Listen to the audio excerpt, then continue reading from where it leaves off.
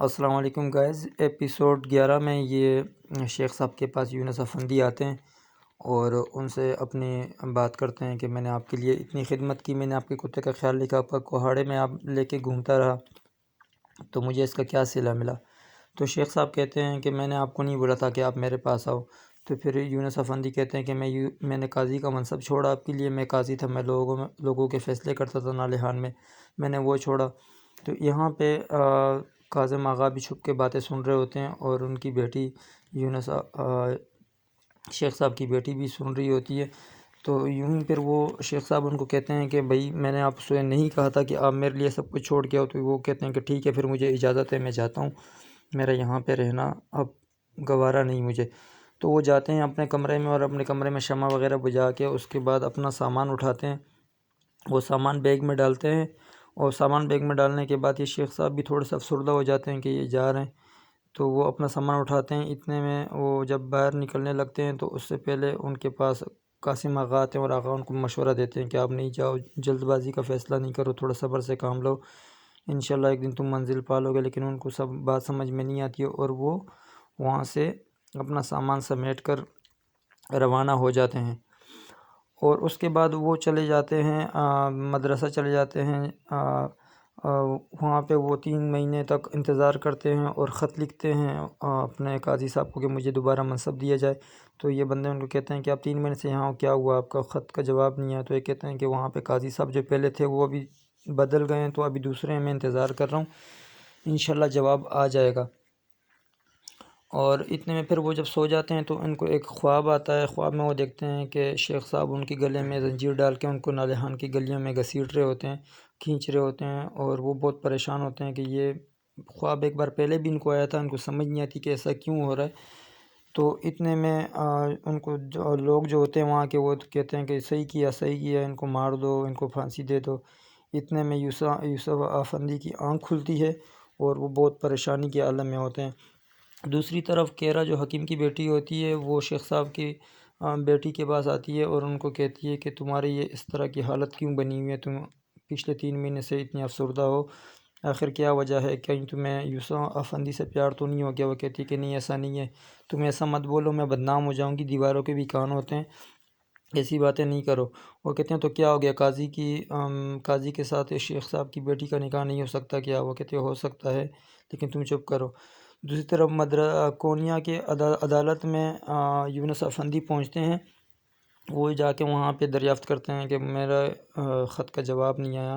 تو وہ کہتے ہیں کہ بھئی اور بھی کافی لوگ لائن میں ہیں، آپ کو صبر کرنا پڑے گا، آپ کا جواب مل جائے گا آپ کو۔ وہ کہتے ہیں کہ میں خود قاضی صاحب سے ملنا چاہتا ہوں، مجھے ملنے کی اجازت دیجیے۔ تو دوسری طرف شیخ صاحب جو ہوتے ہیں وہ باہر آتے ہیں اپنے کتے کی طرف، اور وہاں کتے سے کہتے ہیں کہ کاراباش، امید ہے تم ٹھیک ہوں گے۔ اور اس کے بعد ان کی بیٹی آتی ہے تو ان سے پوچھتے ہیں کہاں گئی تھی بیٹی؟ وہ کہتی ہے کہ ابا میں دوائی لینے گئی تھی، تھوڑی نبض صحیح نہیں چل رہی۔ تو شیخ صاحب سمجھ جاتے ہیں، شیخ صاحب کہتے ہیں کہ مجھے پتہ ہے کہ اس کی وجہ کیا ہے۔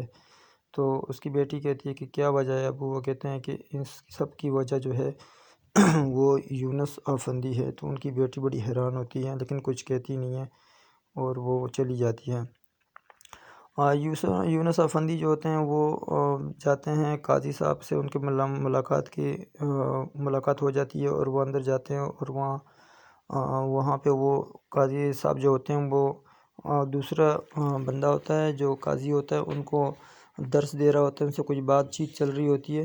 تو یونس افندی وہاں جا کے کھڑے ہو جاتے ہیں اور اپنی بات کا انتظار کرتے ہیں کب مجھ سے گفتگو کریں۔ اتنے میں قاضی صاحب کہتے ہیں کہ تمہیں کل تک تمہیں منصب مل جائے گا، اور ایک بات مجھے بتاؤ، تم نالہان کے شیخ سے تو واقف ہوں گے، تم اس کو جانتے بھی ہوں گے، الیاس افندی جو نئے قاضی ہیں وہاں کے، انہوں نے ان کے بارے میں کچھ باتیں بتائی ہیں کہ وہ وہاں پہ چھاپا مارنا چاہتے ہیں اور وہاں پہ دیکھنا چاہتے ہیں کہ آخر وہاں پہ ایسا کیا ہو رہا ہے۔ تو وہ خاموش ہو جاتے ہیں اور وہ گھبرا جاتے ہیں کہ یہ ایسا کیوں کر رہے ہیں۔ پھر وہ وہاں پہ بغیر کچھ بولے بات کیے وہاں سے چلے جاتے ہیں۔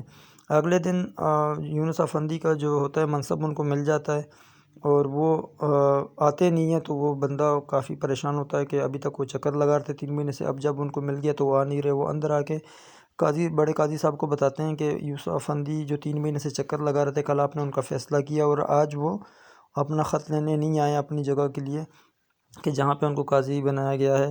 تو وہ کہتے ہیں تو کیا ہوا، ایسے ہو سکتا ہے کوئی مسئلہ ہو، لیکن بہرحال وہ کچھ نہیں کہتے، پھر وہ چپ ہو جاتے ہیں۔ دوسری طرف جو یونس افندی ہوتا ہے وہ نالہان کی گلیوں میں نظر آتے ہیں، وہ وہاں سے جا چکے ہوتے ہیں کونیا سے، نالہان کی گلیوں میں بڑے خوش مزاجی میں نظر آتے ہیں، وہاں گھوم رہے ہوتے ہیں۔ تو وہاں پہ ان کو بڑا اچھا محسوس ہوتا ہے وہاں پہ آ کے، اور وہاں پہ وہ جو ایک پانی والا ہوتا ہے وہ ان کو دیکھ لیتا ہے، جو پانی پلا سب کو، اور وہ بڑا حیران ہوتا ہے، اور وہ یہ خبر سنانے کے لیے جلدی جلدی درگاہ آ جاتے ہیں، اور درگاہ میں تیزی سے آگے جاتے ہیں تو ان کو قاسم آغا مل جاتے ہیں، اور قاسم آغا کو بتاتے ہیں کہ میں نے یونس افندی کو دیکھا ہے، وہ نالہان کی گلیوں میں گھوم رہا تھا۔ تو قاسم آغا کہتے ہیں اچھا ٹھیک ہے۔ تو قاسم آغا کوئی بات کیے بغیر پھر وہاں سے چلے جاتے ہیں، اور دوسری طرف وہ عدالت پہنچ جاتے ہیں۔ یونس افندی وہاں پہ ان کو جب دیکھتے ہیں سب تو بڑے حیران ہوتے ہیں کہ یہاں جب، اور وہ کہتے ہیں کہ مجھے الیاس سے ملنا ہے، الیاس قاضی سے ملنا ہے، تو کہتے ہیں وہ اندر ہیں۔ وہ اندر چلے جاتے ہیں، اندر جا کے ان کو کہتے ہیں کہ الیاس کیسے ہو میرے دوست؟ وہ کہتے ہیں کہ میں ٹھیک ہوں، لگتا ہے پہلے جب تم کتا چلا رہے تھے تو تم نے مجھے پہچانا نہیں۔ اس نے کہا چلو یہ باتیں بعد میں کریں گے، لیکن تم جو ہے شیخ صاحب کے خلاف کچھ کرنا چاہ رہے ہو، مجھے پتہ چلا ہے قاضی صاحب سے، بڑے قاضی صاحب سے، تو تم ایسا نہیں کرو۔ تو وہ کہتا ہے تم آخر ایسا کیوں کہہ رہے ہو؟ وہ کہہ رہے ہیں کہ تم ایسا نہیں کرو۔ وہ کہہ رہے ہیں کہ نہیں، یہ عدالت کا معاملہ ہے، میں ایسا کروں گا۔ تو یہاں پہ یہ ایپیسوڈ ختم ہوتا ہے دوستو۔ اگلے ایپیسوڈ میں کیا ہوتا ہے وہ میں آپ کو بتاؤں گا انشاءاللہ، اگلے ایپیسوڈ بھی میں اپلوڈ کروں گا ابھی۔